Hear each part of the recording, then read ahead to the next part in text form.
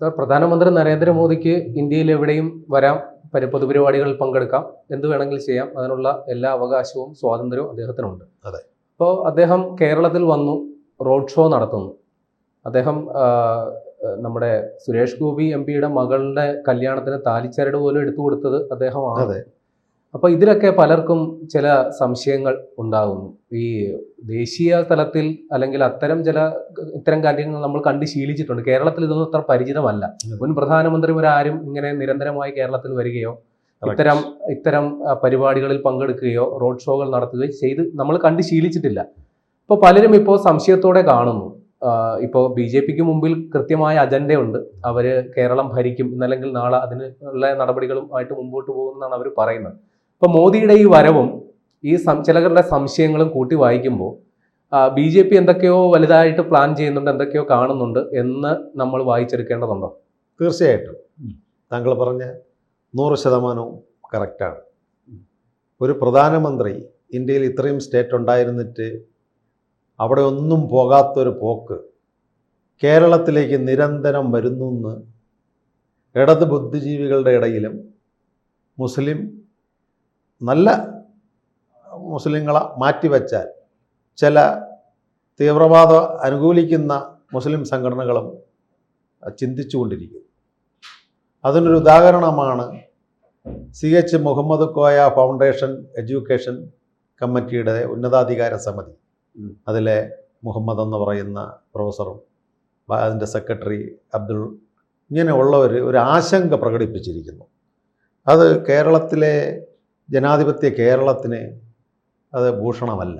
ആ രീതിയിൽ എന്തിനാണ് പ്രധാനമന്ത്രി അടിക്കടി കേരളത്തിൽ വരുന്നു? ഈ വന്ന 3 മാസത്തിനിടയ്ക്ക് 3 പ്രാവശ്യം കേരളം സന്ദർശിച്ചു. അവർക്ക് വളരെ ദുരൂഹതയാണ്. ഒന്ന്, മുസ്ലിം മതമേലധ്യക്ഷന്മാർ, രാഷ്ട്രത്തിൻ്റോടും കേരളത്തോടും സ്നേഹമുള്ളവർ വരവിനെ സ്വാഗതം ചെയ്യുന്നു. ആ വരവിൻ്റെ ഒരു പ്രത്യാഖ്യാതമാണ് കാന്തപുരം അബൂബക്കർ മുസലിയാർ വയ്യെങ്കിൽ പോലും വീൽ ചെയറിൽ ഡൽഹിയിൽ പോയി ബഹുമാനപ്പെട്ട ഇന്ത്യൻ പ്രധാനമന്ത്രിയെ കണ്ടത്. അപ്പം കോൺഗ്രസിൻ്റെ UPA ഭരണകാലത്ത് 8 കേന്ദ്രമന്ത്രിമാർ ഉണ്ടായിരുന്നിട്ടും അതിൽ 4 കേന്ദ്ര ക്യാബിനറ്റ് മന്ത്രിമാരാണ്. അഹമ്മദ് സാറിന് സ്വതന്ത്ര ചുമതലയുള്ള വിദേശകാര്യ ന്യൂനപക്ഷ മന്ത്രിയായിരുന്നിട്ട് ഹജ്ജിന് കിട്ടാത്ത കോട്ടകൾ ഇപ്പോൾ ബഹുമാനപ്പെട്ട നരേന്ദ്രമോദി കേരളത്തിലെ ഇസ്ലാം വിശ്വസിക്കുന്ന, നമ്മളെങ്ങനെയാണോ ഹിന്ദുക്കൾ പവിത്രമായിട്ട് അവരുടെ ഉത്സവം കാണുന്ന പോലെ ഹജ്ജിന് പോകുവാൻ വേണ്ടി, ഉമ്മറയ്ക്ക് പോകാൻ വേണ്ടിയുള്ള സഹോദരങ്ങൾക്ക് ഗ്രാൻറ്റുകൾ കൊടുക്കുന്നു. ഇത് മുസ്ലിങ്ങളുടെ ഇടയിൽ ഒരു ചർച്ചാ വിഷയമാണ്. വിശിഷ്യ മുസ്ലിം സ്ത്രീ സഹോദരിമാരുടെ ഇടയിൽ ചർച്ചയാണ്. നമ്മളുടെ ഐക്യമുന്നണി സർക്കാരിൽ മുന്നണിയായിട്ടിരിക്കുന്ന മുസ്ലിം ലീഗ് ചെയ്യുവാൻ പറ്റാത്ത കാര്യങ്ങൾ നരേന്ദ്രമോദി കേരളത്തിലെ മുസ്ലിം സഹോദരന്മാർക്കും ഉമ്മറയ്ക്ക് പോകുന്നവർക്കും വേണ്ട ഫ്ലൈറ്റ് സൗകര്യവും അവരുടെ സബ്സിഡി കോട്ടകളും വർദ്ധിപ്പിക്കുന്നു. ഇത് മലപ്പുറം പോലുള്ള പിന്നോക്ക ജില്ലയിലുള്ള മുസ്ലിം സഹോദരങ്ങളിടയിൽ ചിന്താശക്തി, വിദ്യാഭ്യാസമുള്ള, പുരോഗമന ചിന്ത, ഭാരതം എൻ്റെയും കൂടി രാജ്യമാണെന്ന് ചിന്തിക്കുന്ന മുസ്ലിം സഹോദരങ്ങൾ ഒരു ചിന്തയ്ക്ക് വക നള്ളുന്നതാണ് നമ്മുടെ അബൂബക്കർ മുസ്ലിയാരുടെയും പ്രധാനമന്ത്രിയുടെയും കൂടിക്കാഴ്ച ഡൽഹിയിൽ. അതുകൊണ്ടാണ് ഇത്തരത്തിലുള്ള മുസ്ലിം പണ്ഡിതന്മാരുള്ള CH മുഹമ്മദ് കോയ ട്രസ്റ്റുകൾ വളരെ കൂലങ്കുഷമായി ചിന്തിക്കുകയും വീണ്ടും കേരളത്തിൽ UDF വരികയില്ലേ എന്നൊരു ചിന്ത അവരുടെ മനസ്സുകളിൽ വരുന്നു. അതിൻ്റെ ഒരു ഉദാഹരണത്തിനാണ് മുൻ MLA KM ഷാജി പ്രസംഗിച്ചത്. നമ്മൾ മതേതരത്വമല്ല, 10 വർഷം നമുക്ക് നഷ്ടപ്പെട്ടു. ആ നഷ്ടപ്പെട്ട 10 വർഷം നമുക്ക് പിടിക്കണം. അധികാരത്തിൻ്റെ പല കേന്ദ്രങ്ങളും നമ്മൾ പോയി. നമ്മളിന്ന് ദരിദ്രത്തിലേക്ക് പോവുകയാണ് 10 വർഷം പിണറായിയുടെ ഭരണം കൊണ്ട്. അതുകൊണ്ട് മതമാണ് പ്രശ്നം, നമുക്ക് മതമാണ്. ഇനിയൊരു LDF ഗവൺമെൻറ് വരികയാണ് എങ്കിൽ കേരളത്തിൽ മുസ്ലിം ലീഗ് ഇല്ലാതാകും എന്നൊരു ചിന്ത ഒരു മുസ്ലിം കൺവെൻഷനിൽ മുസ്ലിം ലീഗ് നേതാക്കൾക്കും യുവാക്കൾക്കും KM ഷാജി നൽകി. അത് മതേതര ജനാധിപത്യ കേരളം, മാനവികതയിൽ ഉൾക്കൊള്ളുന്ന, മതസൗഹാർദ്ദം ഉൾക്കൊള്ളുന്ന കേരളത്തിലെ നാനാജാതി മതസ്ഥർ ചിന്തിച്ചിരിക്കുന്നു. വിശിഷ്യ ഹിന്ദു സമൂഹത്തിൻ്റെ ഇടയിൽ അതൊരു ചർച്ചയായിരിക്കുന്നു. ന്യൂനപക്ഷങ്ങളായ ക്രിസ്ത്യൻ സഹോദരങ്ങളുടെ ഇടയിൽ അതൊരു ചർച്ചയായിരിക്കുന്നു.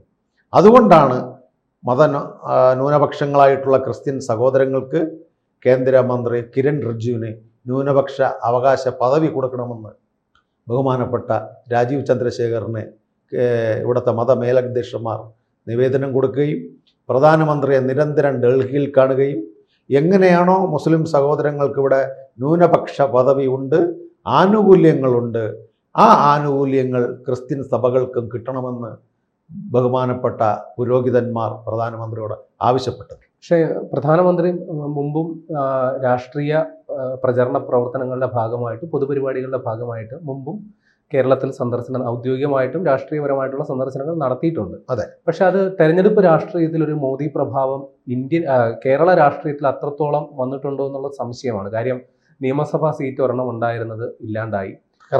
ലോക്സഭാ തെരഞ്ഞെടുപ്പിൽ തിരുവനന്തപുരത്തിന് ജയപ്രതീക്ഷ ഉണ്ടായിരുന്നു, പക്ഷെ അത് ജയിക്കാൻ സാധിച്ചില്ല.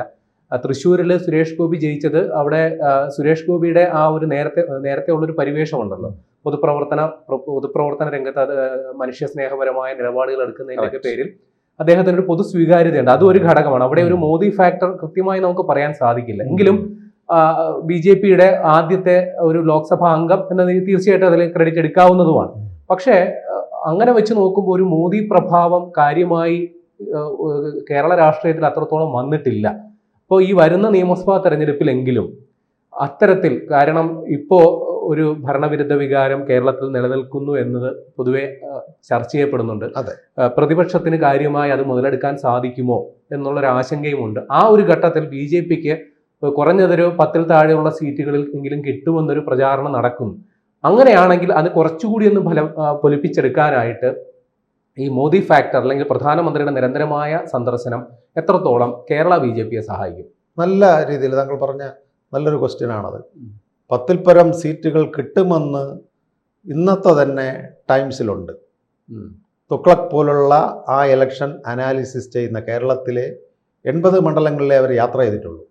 അത് 10 മണ്ഡലങ്ങളിലെ 600 പേരുമായിട്ട് സംവദിച്ചപ്പോൾ അവർ പറഞ്ഞിരിക്കുന്നത് ഇവിടെ ഒരു ഭരണമാറ്റം വേണം. മിക്ക ജനത അത് നല്ല രീതിയിൽ തുഗ്ലക്കിൻ്റെ ആ വീഡിയോയിൽ അവർ പറയുന്നുണ്ട്. കേരള ജനത ഇടതുകാലില്ല മന്ത് വലതുകാലിൽ, വലതുകാലില്ല മന്ത് ഇടതുകാലിൽ, LDF UDF ഈ ഒരു ബാന്ധവം കേരളത്തെ 30 വർഷമായി പിന്നോട്ട് നയിച്ചു. അതിൽ ബഹുഭൂരിപക്ഷം വരുന്ന 200-ൽ പരം വരുന്ന യുവാക്കൾ ആണ് അവർ ഇൻ്റർവ്യൂ ചെയ്തിരിക്കുന്നത്. അവർ പറയുന്നത് യുവാക്കൾ കേരളത്തിൽ നിന്ന് വിട്ടുപോകുന്നു, യുവതികൾ വിട്ടുപോകുന്നു. ഇതിൻ്റെ ഉത്തരവാദി കേരളത്തിൻ്റെ പൊളിറ്റിക്സാണ്, കമ്മ്യൂണിസ്റ്റ് കോൺഗ്രസ് അച്ചുതണ്ടാണ് എന്ന് പറഞ്ഞാൽ, ചുരുക്കം പറഞ്ഞാൽ ഇന്ത്യ മുന്നണിയാണ്. എന്തെങ്കിലും ഒരു വികസനം ഈ ഒരു 4 വർഷം കൊണ്ട് കേരളത്തിൽ വന്നിട്ടുണ്ട് എങ്കിൽ യുവാക്കൾ പറഞ്ഞത് മോഡിയുടെ കേന്ദ്രഭരണമാണ്. നാഷണൽ ഹൈവേ പ്രോജക്റ്റുകൾ വെറും 4 വരിയായിരുന്ന നാഷണൽ ഹൈവേകൾ ഇന്ന് 6 വരിയായിക്കൊണ്ടിരിക്കുന്നു. വിഴിഞ്ഞം പോലുള്ള തുറമുഖത്തിൽ ലോജിസ്റ്റിക്സ് സപ്ലൈ ചെയിൻ ഉദ്യോഗാർത്ഥികളുടെ ജോബ് വേക്കൻസികൾ, നിരവധി ശാസ്ത്ര സാങ്കേതിക രംഗത്തെ ഇസ്രോ പോലുള്ള അടുത്തുള്ള നിയമനങ്ങൾ. അപ്പോൾ ഇതെല്ലാം വെച്ച് നോക്കുമ്പോൾ കേന്ദ്രത്തിലെ നരേന്ദ്രമോദി ഗവൺമെൻറ് മുൻപ് ഇരുന്ന UPA ഗവൺമെൻറ്റിനേക്കാൾ കൂടുതൽ 1,85,000 കോടി രൂപ കൊടുത്തു എന്ന് ധനമന്ത്രി പറഞ്ഞത് ഇടതുപക്ഷ മന്ത്രിയല്ല, നമ്മുടെ BJP മന്ത്രിമാരല്ല, ഇടതുപക്ഷത്തിൻ്റെ ആൾക്കാരെ പറഞ്ഞിട്ടുള്ളത്. മുൻ മന്ത്രി തോമസ് ഐസക് പറഞ്ഞു, അവർ പ്രകാശ് കാരാട്ട് പിന്തുണ കൊടുത്തിട്ട് പോലും ഇത്രയും പദ്ധതി അടങ്കൽ തുക ബഡ്ജറ്റിനപ്പുറം കേരളത്തിൽ കിട്ടിയിട്ടില്ല. അപ്പോൾ കേരളത്തിൽ വന്നിട്ടുള്ള മെനഞ്ഞാന്ന് കൊച്ചിയിൽ പ്രഖ്യാപിച്ച 11,000 കോടി രൂപയുടെ പദ്ധതി 10,800 കോടി രൂപ അദ്ദേഹം പ്രഖ്യാപിച്ചു. 200 കോടി രൂപ റിഫൈനറീസ് ആൻഡ് ഓയിൽ സ്കീമിനും പ്രഖ്യാപിച്ചു. അങ്ങനെ ടോട്ടൽ 11,000 കോടി രൂപയുടെ ഡെവലപ്മെൻറ്റിൽ ഈ കേരളത്തിൽ ഇതുവരെ ആകെ 8 മന്ത്രിമാർ, ഈ അഹമ്മദ്, വയലാർ രവി തുടങ്ങി പ്രഗത്ഭർ, ഇന്നത്തെ രണ്ടാമൻ KC വേണുഗോപാൽ ഉൾപ്പെടെ ഉണ്ടായിരുന്നിട്ട് പോലും കേരളത്തിൽ കിട്ടിയത് 23,000 കോടി രൂപയാണ്.